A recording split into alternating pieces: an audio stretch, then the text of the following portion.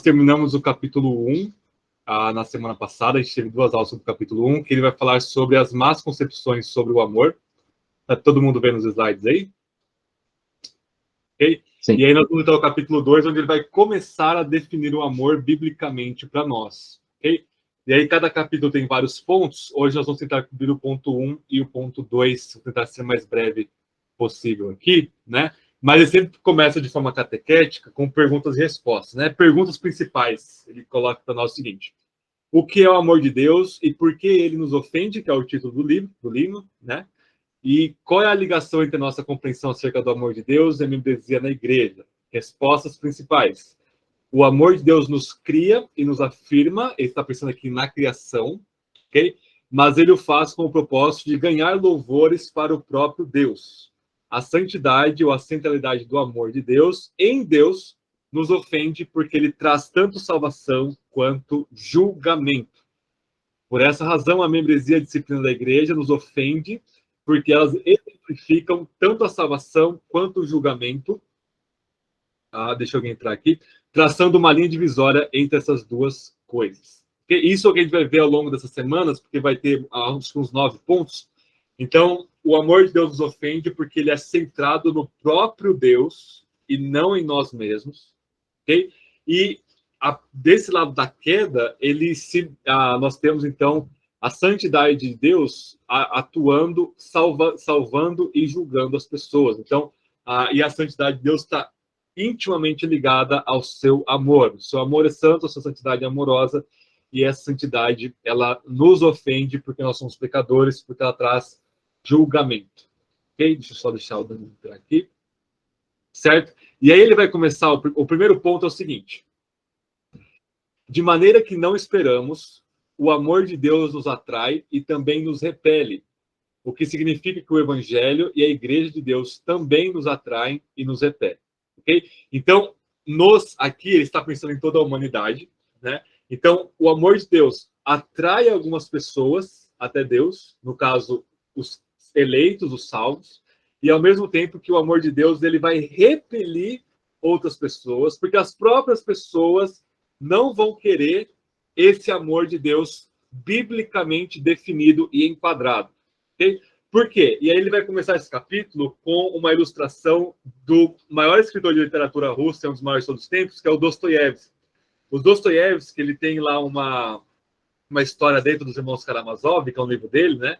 Que é o grande inquiridor, né? E aí nessa história, Jesus ele aparece no momento da história, né? As pessoas identificam que é Jesus, aquele personagem ali, né? E ele começa a andar pelas ruas de uma cidade, em qualquer momento histórico aí, e as pessoas começam a adorar Jesus, começam a dar louvores para Jesus, começam a beijar o chão que Jesus andava.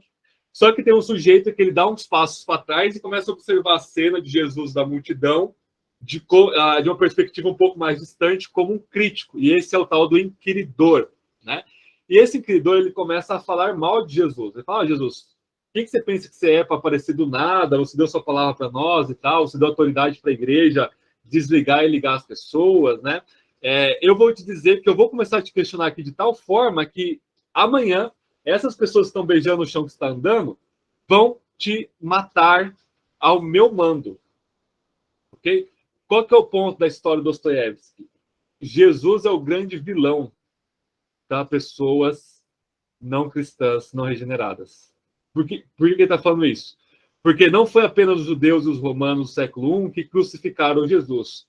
Na teologia bíblica, todos os homens, todos nós crucificamos o Filho de Deus por causa dos nossos pecados, não é? Nossos pecados que cravaram Jesus lá na cruz. Ou seja, em outras palavras, sem um coração regenerado, nós matamos Jesus. Nós matamos o Filho de Deus. E quem é Jesus? Nós podemos dizer que ele é o amor encarnado.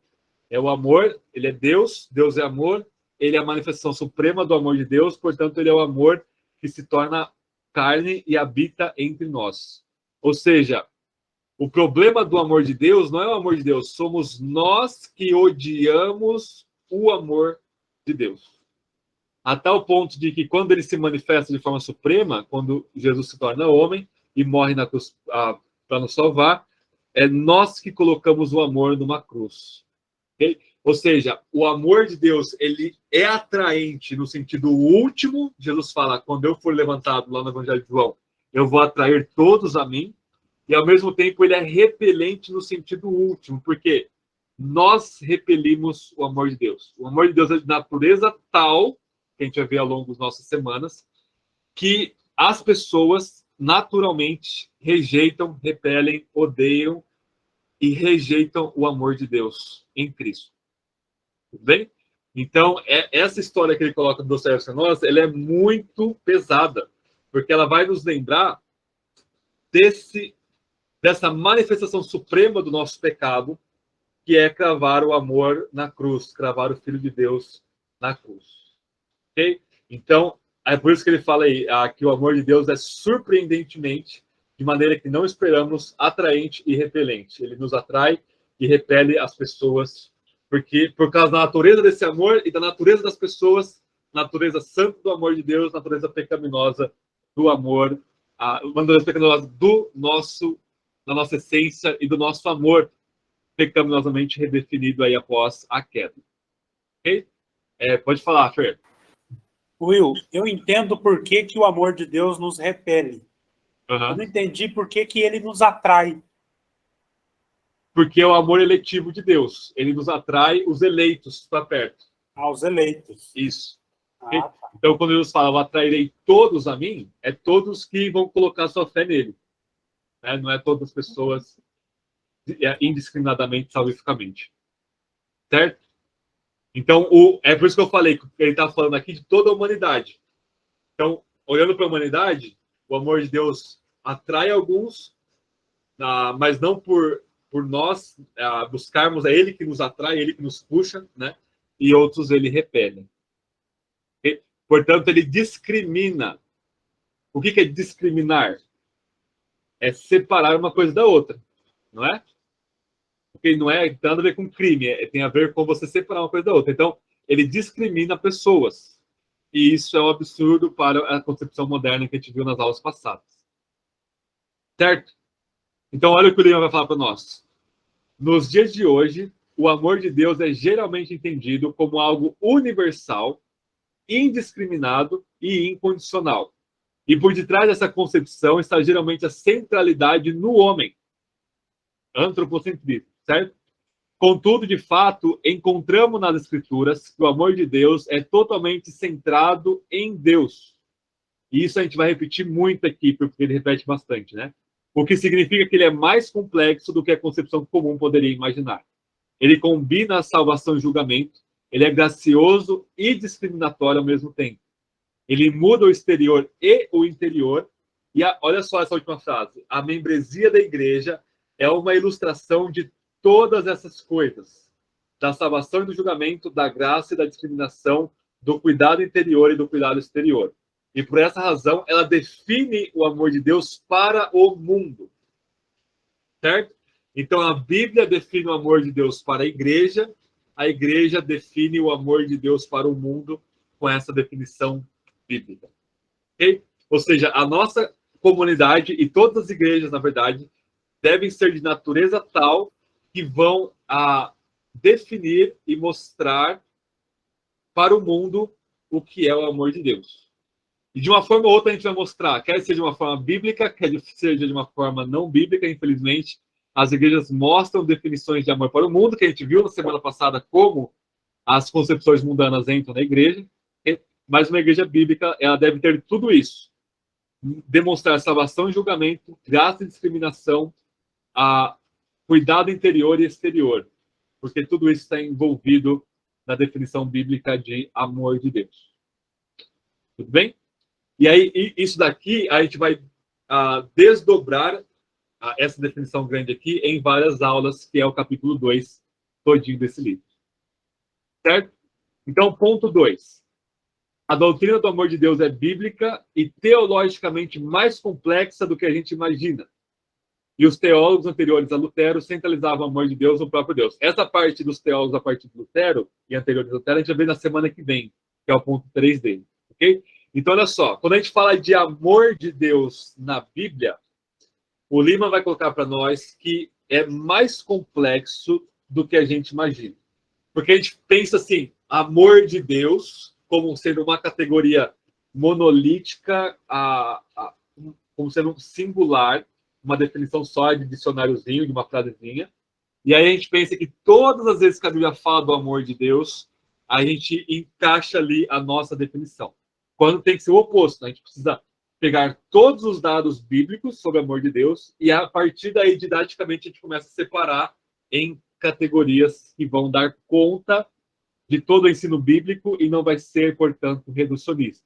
Okay? E aí o Lima vai apelar para um livro do Donald Carson, do D.A. Carson, que chama A Difícil Doutrina do Amor de Deus. Né? Nesse livrinho, eu não sei se tem em português, mas tem, ele foi escrito em inglês, né?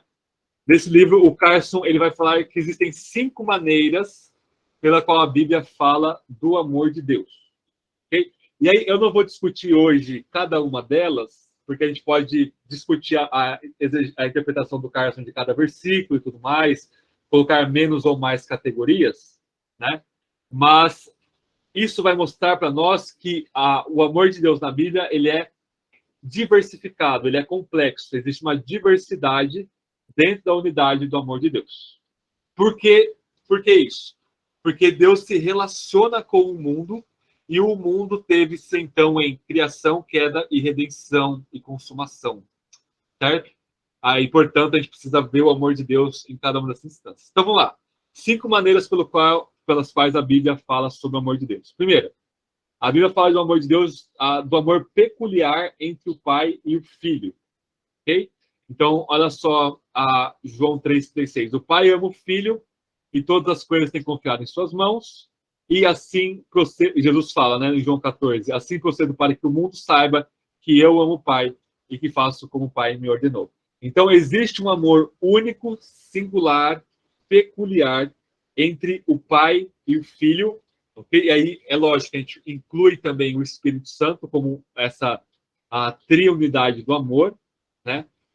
É que o Carson ele não vai incluir o Espírito porque ele está falando estritamente de texto bíblico, né? Mas teologicamente é claro que a gente inclui o Espírito, ou seja, o amor intratrinitário, o amor que Deus tem por si mesmo em suas relações interpessoais trinitárias. O Pai ama o Filho, o Filho ama o Pai, o Espírito ama o Pai, o Filho, de uma forma única que não pode ser completamente estendida para a criação. Por quê?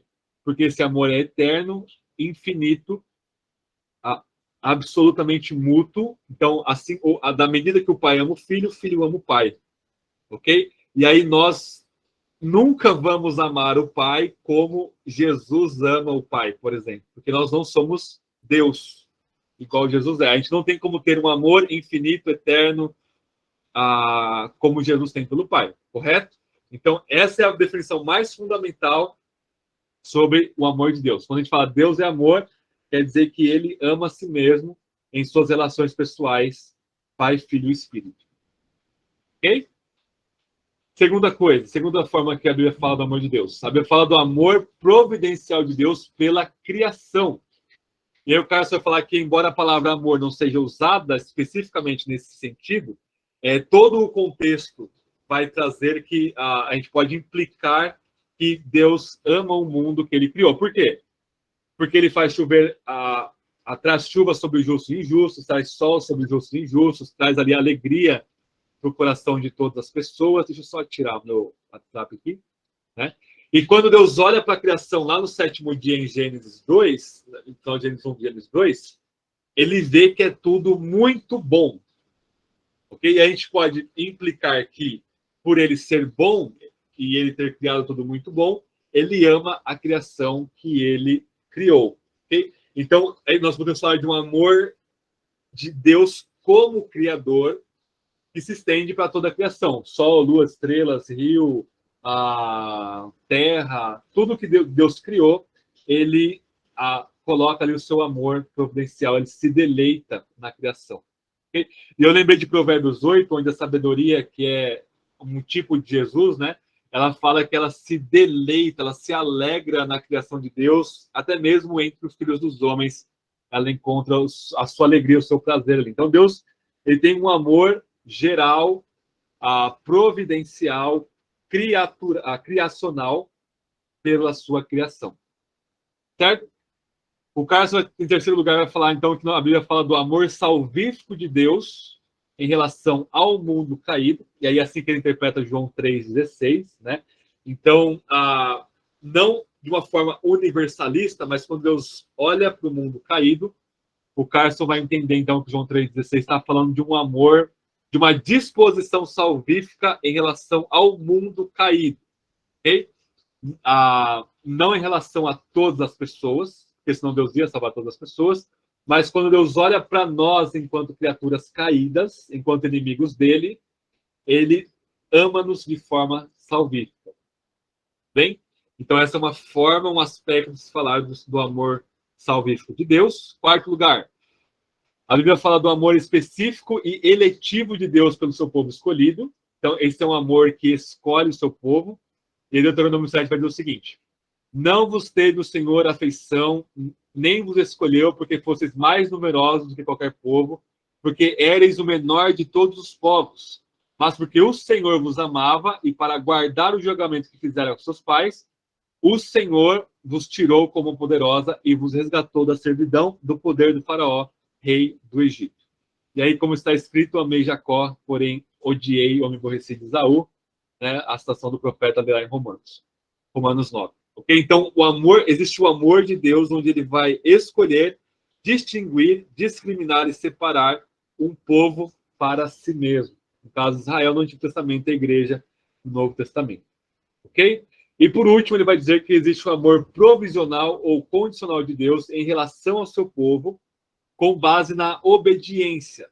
Ele vai citar, por exemplo, guardai-vos no amor de Deus, Judas 21, e se guardares meus mandamentos, permanecereis no meu amor, João 15:10. Então, em relação ao povo de Deus, nós experimentamos o amor de Deus na medida em que nós vamos crescendo em obediência.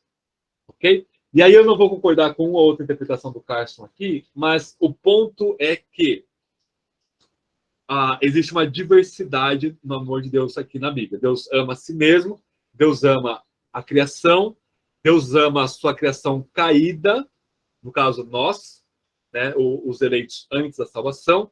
Deus ama em um sentido eletivo, de escolha, ok?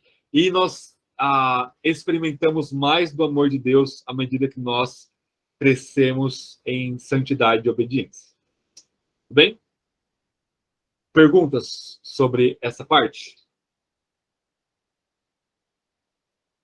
Não? Guardem o ponto, então, que a Bíblia fala de mais de uma maneira diferente sobre o amor de Deus. Okay? Então, o próximo slide ele vai dizer o seguinte para nós. Olha só, pessoal, como que isso vai mudar a nossa perspectiva sobre o amor de Deus centrado no próprio Deus, que é a maneira mais importante que a Bíblia fala. Devemos amar a Deus por causa de Deus. Isso é muito óbvio, mas a segunda frase não é tão óbvia assim. Devemos amar o nosso próximo por causa de quem? Do nosso próximo? Por causa de Deus também. Olha só que interessante. Não devo amar você por sua causa. Devo amá-lo porque você foi criado à imagem de Deus, porque você pertence a Ele e porque Ele me ordenou a fazer isso, e assim por diante. O amor centrado em qualquer outra coisa que não seja Deus é o oposto de amor. Se amarmos as pessoas por outra razão, nós as odiaremos mais do que nós as amaremos. Ok? Então, por que eu amo o Kaique? Porque o Kaique foi criado à imagem de Deus, porque eu vejo Cristo no Kaique e porque Deus me mandou amar o Kaique. Isso se estende a todas as pessoas e a todas as coisas. Ok? Então, o objeto do meu amor é um só, Deus. Só que Deus está na sua imagem, que é o meu próximo, e por isso eu amo o meu próximo, porque ele é a imagem de Deus e Deus me ordenou que eu o amasse. Isso muda a nossa perspectiva. Até mesmo o nosso inimigo, que é a imagem de Deus caída, ainda é imagem de Deus. E Deus me manda eu amá-lo. Não por causa do meu inimigo, ou do meu amigo, ou do meu pai, da minha mãe, o que quer que seja, mas por causa de Deus. Ok? Então nós precisamos começar a estruturar a nossa forma de pensar o amor completa e exclusivamente baseada em Deus. Isso é belíssimo e ao mesmo tempo é dificílimo, não é? Nós temos essa perspectiva e a gente esquece disso. Então, se você já soubesse disso, você tem esquecido. Nós devemos amar nossos filhos por causa de Deus. Nós devemos amar nossa esposa, nosso marido, por causa de Deus. E aí isso tira o foco do homem. E aí, quando o seu marido ou sua esposa te decepcionar, você não vai se divorciar dele. Porque você não está amando ele por causa dele, você está amando ele ou ela por causa de Deus. E o seu amor por Deus, ele precisa ser inegociável. Ok? E você não pode comprometer o seu amor com Deus com qualquer coisa. Estão entendendo? Certo? Próximo slide. Então, o que é o amor? E aqui ele vai ter vários momentos de definição sobre o que é o amor aqui nas nossas aulas, nesse capítulo 2. O amor é um sentimento pelo bem do outro. Algo em você me atrai a desejar o seu bem. O que é isso? O que é esse algo que me atrai? Além disso, o bem que desejo para você tem um conteúdo fixo e determinado. Deus, ponto final. Deus é o bem que Deus deseja amorosamente para os outros. E ele é o bem que deveríamos amorosamente desejar para os outros. Nós amamos melhor nossos pais, amigos, cônjuges, inimigos, quando desejamos que eles conheçam a glória de Deus. Um desejo que implica em outro ainda mais supremo do que a sua glória seja exibida. Okay? Então, eu quero que a glória de Deus seja exibida no outro de forma ainda mais suprema, ainda maior. Ok? Ou seja, algo em você me atrai a querer o seu bem. O que é isso? A imagem de Deus em você. O que é esse bem? Deus. Ok? Então, eu tenho um afeto para você e esse meu afeto quer que você tenha a melhor coisa que existe. Melhor coisa do mundo. E o que é essa melhor coisa do mundo? Deus. Ok? Então, o que é amor? É quando eu me disponho para você conhecer mais de Deus em Cristo Jesus, para que você glorifique mais a Deus na sua vida. E aí eu vou fazer o que estiver ao meu alcance para isso. Quem levantou a mão? Acho que foi o Kaique, né? Estou sem ver vocês direito. Foi eu. Não, eu estava lembrando aqui, inclusive, da uma escola bíblica que eu dei domingo agora aqui. A gente estava falando sobre os 5 solas, né? E esse último domingo agora foi o Soli Deo Glória. E aí eu estava expondo Romanos 11, né? Porque dele, por ele, para ele são todas as coisas, glória pois a ele. Amém? E para tentar, inclusive, ilustrar isso, eu utilizei de uma forma bem básica, né? A ilustração de um bumerangue. Então, o bumerangue, pelo menos se você tem um bumerangue bem feito, né? Você lança ele da forma apropriada, ele começa com você e ele acontece todo o seu caminho e ele retorna para a pessoa que lançou ele, né? Uhum. E basicamente é assim que funciona o mundo, todas as coisas. Começou em Deus, começa com Deus, acontece por meio de Deus e o fim de todas as coisas é o próprio Deus, né? Então, porque dele, por meio dele, para ele são todas as coisas. E você falando isso me lembrou muito disso, né? Que a definição e a prática do amor é isso. Começa com Deus, acontece por meio de Deus, só é possível por meio de Deus, e o fim, o destino final, né? A perfeição é o próprio Deus, né? Então, em algum momento, seja no início ou no final ou no meio, se a gente tirar Deus da jogada, já não é mais o amor. É outra coisa que nós criamos, né? Que é o ídolo, né? E aí, pessoal, para finalizarmos, eu fiz uma aula mais curtinha, talvez sem saber que ia dar esse chuvão providencial, né? O ponto final aqui é o seguinte: o ponto mais importante é que uma concepção sobre o amor centrada em Deus requer uma postura complexa, o que exige tanto amor quanto julgamento. Do ponto de vista da criação, ele é universal e indiscriminado. Mas do ponto de vista panorâmico da queda, ele não é. Ele faz julgamentos e se separa daquilo que não ama a Deus. Ok? Então ele está colocando aqui em perspectiva da história da redenção, criação e queda. Okay? Porque existe aquela coisinha bem reducionista das 4 leis espirituais da geração passada, né? Onde o primeiro ponto é Jesus te ama e tem um plano maravilhoso para sua vida. Ok? Você é pecador, depois Deus ele te salva enviando Jesus e tudo mais. Né? Mas o primeiro ponto é problemático, porque Jesus te ama. De que amor que você está falando? Né? Do amor criacional, Jesus ele é meu criador e meu provedor, ou do amor redentor? Ok? Existe diferença nesse sentido. E aí o Carson ele vai estourar nossa mente com uma frase que ele vai dizer o seguinte: Deus está contra nós em amor e em ira. Ok? Então, a Deus está contra a humanidade, mas está contra a humanidade em ira, ao mesmo tempo que está contra a humanidade em amor. Como que está contra a humanidade em amor? Ele ainda, pela graça comum dele, sustenta todas as coisas. Ok?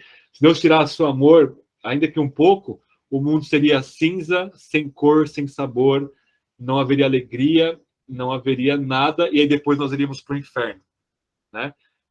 Mas tudo é do jeito que é por causa que o amor de Deus está sobre todas as coisas, né? Mas no nível redentor, não. O amor de Deus ele não é universal nem indiscriminado.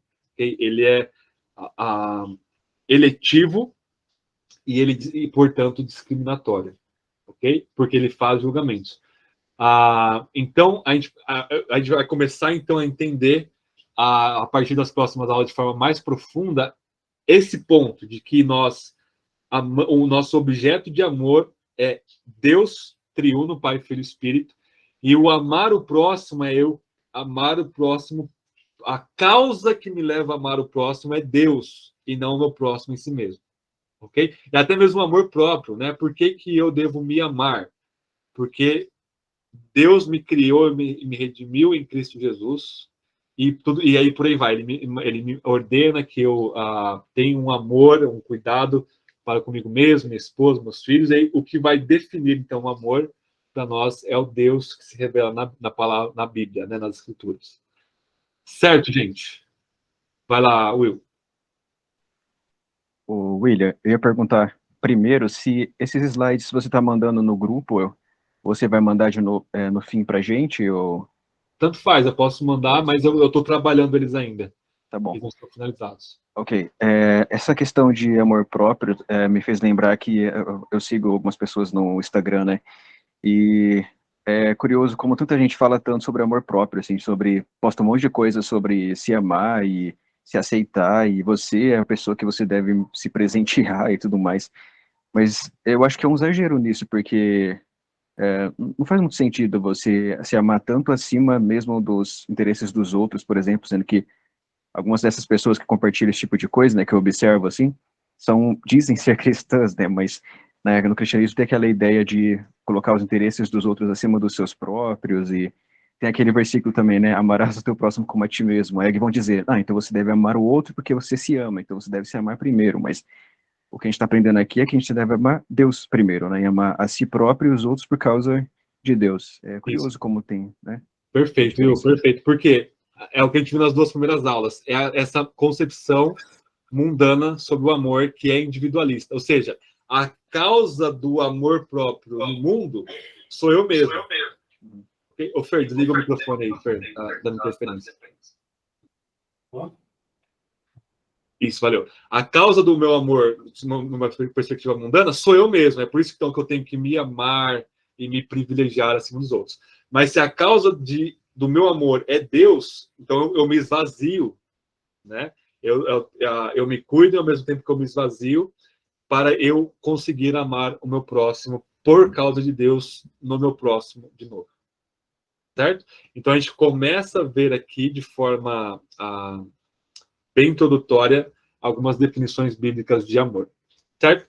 Para a gravação aqui, para a gente papear mais.